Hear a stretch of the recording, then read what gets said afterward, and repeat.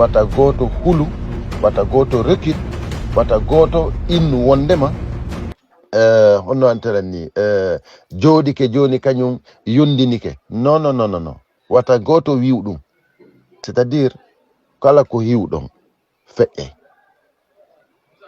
Mo wino on fewndo Dadis Camara, mo wino on wondema ɗum ɗon feƴƴata, on innay non on innay o wino ɗum ɗon feƴƴa, on innay mo non ɗum ɗo feƴƴata tellement que hari c'était honno yantelani. Mais kono on yika awa haray faame wondema hande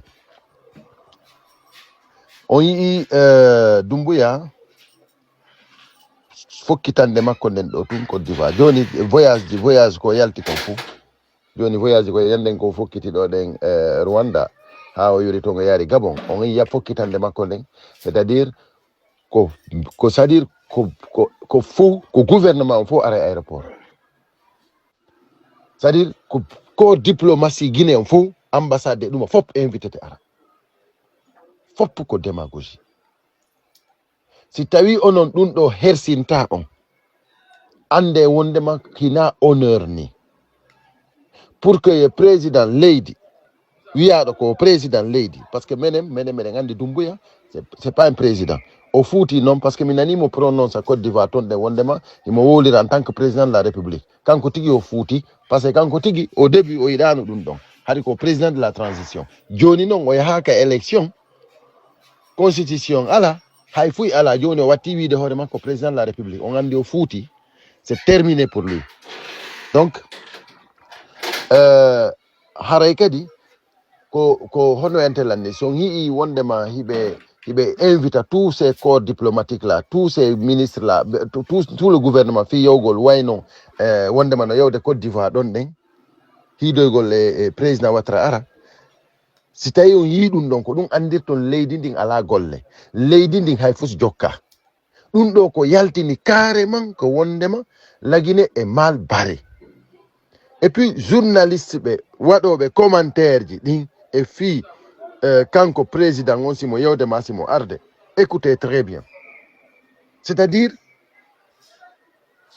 mi nani journaliste jonno inna fewndo ko Doumbouya habba fi yo yaltu ko avion, woɓe fo hiɓe tummodiri ko aéroport Ahmed Sékou Touré habbagol arrivé président Doumbouya. C'est à dire wo c'est des moments historiques.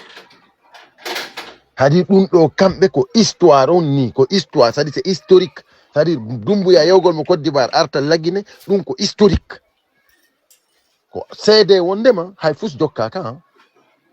Donc ko hiiɗon ɗon ɗen o yehi to ɗen wari ɗum ko négocier pendant des mois fiyo Doumbouya yaw hiide Alassane Ouattara ɗon ara, kamɓe andi ko honɗum, c'est à dire so yii déjà ɗum ɗon ɗen négociama toon, c'est parce que déjà hari mawɗon to ɗen falama yaha hande 4e mandat. Joni noon mawɗon si tawi mawɗon fokkitani 4e mandat, hande kadi o fokkitani woɗɗungal, o fokkitani ngal moƴƴa, laawol ngol moƴƴa. Joni sa fokkiti ko moƴƴa, hande kadi collaborateur ɓe ma ɓen ko yimɓe ɓe moƴƴa. So yi Alassane Ouattara accepti yo Doumbouya yew toon ɓe jooɗo ɓe yewta. Donc honoramo entre guillemets, c'est parce que o fokkitani ngal moƴƴa. Donc c'est les oiseaux du même plumage qui volent ensemble. Awa laawol ngol ƴetti ɗo ngol ɗo laawol holli wondema o moƴƴanamo.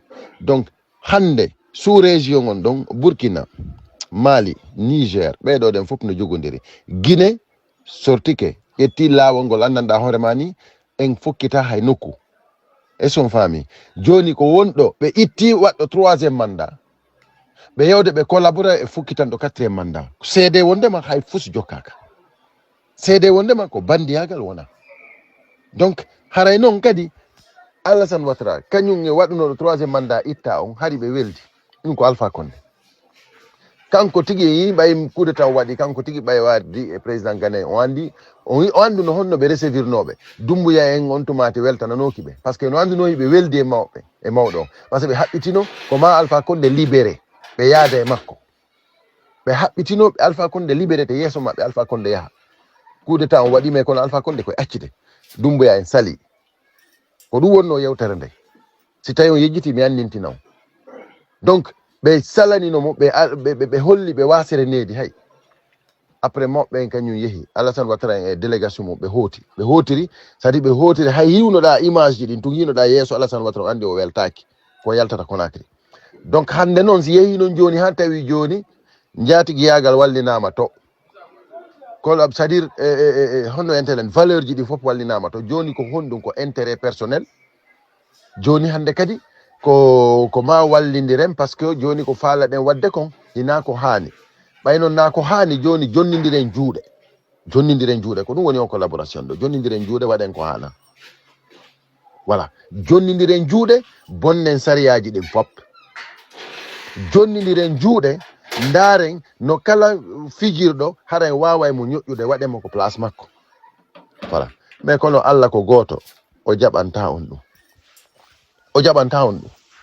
haray ko yon andu no jooɗorto ɗon yewton non onon fiyo waw monopolise ude goonga fiyo waw monopolise ude jama on ko noon kadi yimɓe kadi ɓe wondu ɗon kadi wone jooɗade yewta andodira e hoore moɗon hara ko yimɓe ɓe wondu ɗon ɗum ɗon sachez le ande wondema ça ne marchera pas donc awa haray o collaboration ɗo o voyage makko ɗo ɗen fi yewgol hiida ɗo Alassane Ouattara ɗum ɗo ko seede wondema koko moƴƴa lagine fewdo ɗo mbuɗi no manki